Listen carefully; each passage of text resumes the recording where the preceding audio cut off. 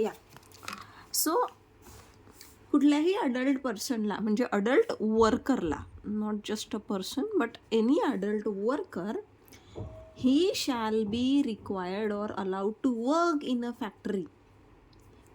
He shall not be allowed or to work in a factory for more than how many hours? For more than 48 hours in a week. ठीक आहे, एका आठवड्यात त्याचे total कामाचे तास जे आहे ते 48 तासांपेक्षा जास्त नसायला हवेत एक वीकमध्ये. ठीक आहे, 1 वीकमध्ये. What about daily basis? मग एका दिवसातनं, तर दिवसातनं 9 तासापेक्षा जास्त इन अ डे. डेली बेसिसवर काय सांगितलेलं आहे की on any day, on any single day, no worker shall be required or shall be allowed to work for more than how many hours? 9 तास, 9 hours. Okay, so what about the rest and all? What about the intervals and all? तर मग section 55 आपल्याला त्याच्याबद्दल सांगतो. Section 51 काय म्हणतो की weekly hours किती पाहिजे? एका वीकमध्ये टोटल कन्क्लुझिव्ह 48. ठीक आहे. सेक्शन 54 आपल्याला सांगतो की भाई दिवसातनं किती पाहिजे. हे तर झालं की आठवडाभरात इतकेच कामाचे तास असायला हवे. एका दिवसात मॅक्झिमम वर्किंग आवर्स जे आहे ते किती असतील? 9 तास, नॉट मोर दॅन 9 आवर्स. कुठल्या पण अडल्ट वर्करला तुम्ही एका दिवसात 9 तासांपेक्षा जास्त वेळ काम करायला सांगू शकत नाही. Then intervals for rest. So what about the rest and all? तर इथे इंटरवल्स जे आहे त्याच्या संदर्भात काय सांगितलेलं आहे मग की आता जो कुठला वर्कर तो कामावर येतो ना, तर मोर दॅन 5 आवर्स तुम्ही त्याला कामावर नाही ठेवणार without any interval. So more than, not more than, actually not more than 5 hours without interval. म्हणजे काय की तुम्ही जर कामावर गेलात, आणि 5.5 तास झाले आणि 5.5 तासांनी जर तुम्हाला ब्रेक दिला तर असं अलाउड असणार आहे का? नाही. म्हणजे सलग 5 तासांपर्यंतच तुम्ही काम करणार maximum. It could be 4 hours, it could be 4.5 hours, but maximum it could be only 5 hours. 5 आवर्सपेक्षा जास्त तुम्ही त्याला सलग जे आहे विदाऊट इंटरवल काम करायला लावणार नाही. 5 तास झाले मॅक्झिमम येते की मध्ये मग एक ब्रेक जो आहे तो द्यायला हवा. सो आणि हा जो ब्रेक आहे, मग आता हा जो ब्रेक आहे किंवा हा जो इंटरवल आहे, इट शुड बी ॲटलिस्ट, किती सांगितलं आहे? ॲटलिस्ट हाफ आवर पाहिजे. किमान अर्ध्या तासाचा ब्रेक जो आहे तो त्याला द्यायला हवा. कळलंय? ॲडल्ट वीकमध्ये 48 तास, त्यापेक्षा जास्त काम नाही. दिवसातनं 9 तासांपेक्षा जास्त तुम्ही त्याला काम सांगू शकत नाही. 5 तासांच्या वरती तुम्ही विदाऊट इंटरवल त्याला कामावर जे आहे काम त्याला करायला सांगू शकत नाही. मॅक्झिमम 5 आवर्स जे आहे तिथे सांगितलेले सलग कामाचे, त्यानंतर त्याला ब्रेक जो आहे दिला गेला पाहिजे आणि तो ब्रेक जो आहे तो ॲटलिस्ट अर्ध्या तासाचा असायला हवा. क्लिअर आहे गाईज?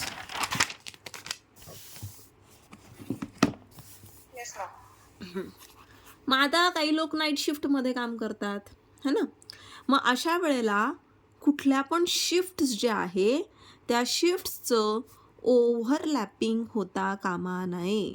असं कधीच व्हायला नको की एखादा पर्सन जो आहे तो फर्स्ट शिफ्ट पण करतोय आणि तो सेकंड शिफ्ट पण करतोय कंटिन्युटीमध्ये, किंवा त्याची फर्स्ट शिफ्ट आणि सेकंड शिफ्टचं जे टायमिंग आहे ते ओव्हरलॅप होतंय. असं व्हायला नको. ओव्हरलॅपिंग शिफ्ट ज्या आहे ह्या स्ट्रिक्टली आपल्या ह्या फॅक्टरीज ॲक्टने प्रोहिबिट केलेला आहे. याच्यावरती काय आहे? प्रोहिबिशन आहे सेक्शन 58च्या अंतर्गत. ठीक आहे. अशा शिफ्ट्स म्हणजे अशा पद्धतीने अरेंज करायचे आहे की सेम टाईमला जे आहे एकच वर्कर जो आहे 2 शिफ्ट्समध्ये नाही येणार, अशा पद्धतीने ओव्हरलॅपिंग नाही पाहिजे. आता व्हॉट अबाउट ओव्हर टाईम? आता बरेचसे फॅक्टरीमध्ये जे लेबर आहे ना, बरेचसे काय मी तुम्हाला सांगते 99% लोक जे आहे ना ते ओव्हर टाईम करतात बिचारे, है ना. आता जो आपण मगाशी काय सांगितलं, अडल्टला किती सांगितलं आहे एका दिवसात डे टाईममध्ये? 9 hours. 9 hours. हां, आणि वीकमध्ये 48 hours. 48 hours. Now, if that worker works in a factory for more than these prescribed hours, समजा तो दिवसाला 9 तासांच्या वरती आणि अल्टिमेटली आठवड्याला 48 तासांच्या वरती जर त्याचं टाईम त्या ठिकाणी कामाचा तास म्हणजे कामाचे तास त्याचे भरले जात आहेत, मग अशा वेळेला he is entitled to wages. He is entitled to wages which are twice his ordinary rate of wages. Entitled to wages कसे? Twice his ordinary wages. म्हणजे जर समजा त्याला तासाला 100 रुपये मिळत आहेत, ठीक आहे, जर त्याला तासाला 100 रुपये मिळत आहेत आणि त्याने 2 तास जर एक्स्ट्रा काम केलेलं आहे, ओके, त्याने 9 तास काम करायचं होतं, सपोज त्याने 11 तास काम केलं आहे, 11 तास काम केलं आहे, मग त्याने 2 तास एक्स्ट्रा काम केलं आहे, 2 तासाचा ओव्हर टाईम झाला आहे. मग ह्या 2 तास आणि त्याला कसं आहे त्याचं आवरली बेसिसवर त्याला 100 रुपये प्रति घंटा असं त्याचे वेजेस आहेत, ओके, असं आपण अज्युम करतोय हे फक्त. So this has to be multiplied by 2. Why? Because overtime के लिए उसको डबल मिलेगा. 1 घंटे का उसका ऑर्डिनरी वेज अगर 100 रुपये है तर त्याला ओव्हर टाईमचे किती भेटणार? 200 रुपये भेटणार एका तासाचे. इतकं छान म्हणजे वेजेस नाही देत, पण मी सांगते फक्त, हे फक्त उदाहरण आहे. हां, तर 200 रुपये म्हणजे त्याचा 2 तासाचा ओव्हर टाईम किती झाला? 400 रुपये. ठीक आहे, कळलं आहे? Yes, ma'am. हां. Yes, ma'am. And these ordinary दुप्पट का बरं द्यायचं असं?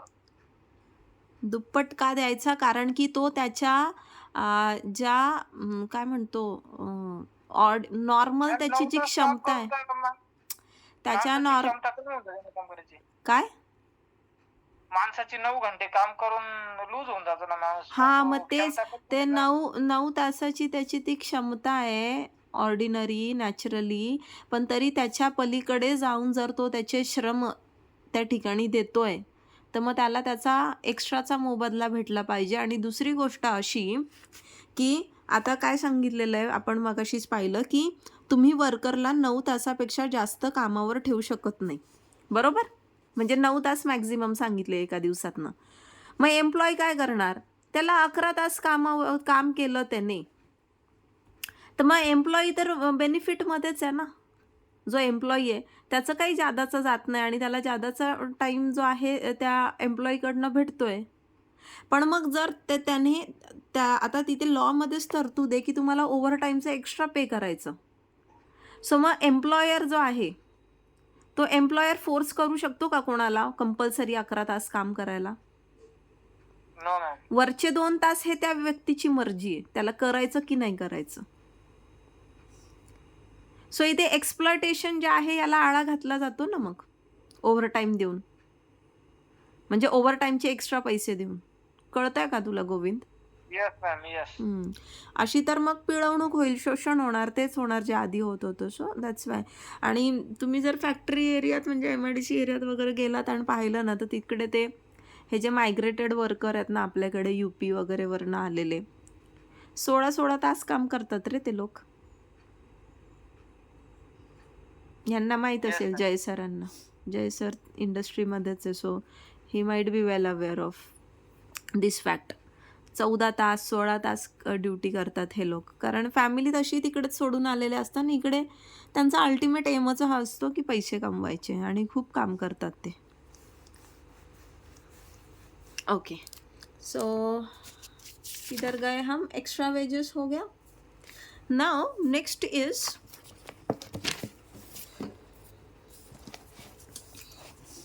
restriction on double employment. Restriction on double employment. Now what do you understand by double employment? दोन ठिकाणी जॉब करू शकत नाही. येस, की एकाच वेळेला एकच पर्सन जो आहे तो 2 वेगवेगळ्या ठिकाणी काम करतोय.